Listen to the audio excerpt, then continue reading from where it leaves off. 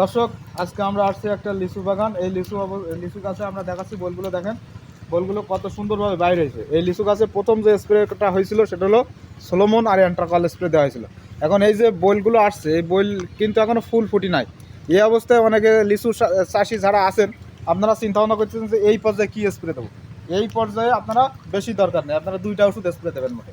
আপনারা 10 লিটার পানিতে ডাইথেনেম 45, আপনারা 10 লিটার পানিতে 30 থেকে 40 গ্রাম, এবং আপনার 10 লিটার পানিতে আপনারা 8 থেকে 10 মিলি হারে সোলোমন, শুধুমাত্র সোলোমন এবং ডাইথেনেম 45টা স্প্রে দেবেন।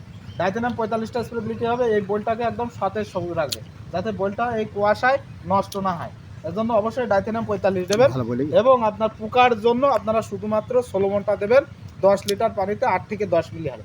এরপরে যখন এই আপনার লিচুর বইলে যখন গুটি চলে আসবে, সেই সময় কিন্তু আর একটা স্প্রে আছে, সেখানে আমি বলি যাচ্ছি স্প্রেটা আপনারা 10 লিটার পানিতে 3 গ্রাম হারে নাটিপো দেবেন, এবং ওর সঙ্গে আপনারা আবার একটাবার সোলোমন দেবেন। সেই সময় 10 লিটার পানিতে আপনারা 6 থেকে 8 মিলি হারে সোলোমনটা স্প্রে দেবেন। আপনারা লিচু চাষ যারা করছেন, অবশ্যই এই বইল অবস্থায় কিন্তু আপনারা ডাইথেনেম 45 10 লিটার পানিতে 30 গ্রাম এবং সোলোমন 10 লিটার পানিতে 8 থেকে 10 মিলি হারে এটা অবশ্যই স্প্রে দেবেন। তাই এই প্রত্যাশা আজকে আমরা এখানে রাখছি। সবাইকে অসংখ্য ধন্যবাদ। ফসলের যে কোনো সমস্যার সমাধান পেতে আমাদের সাথে সবসময় থাকবে।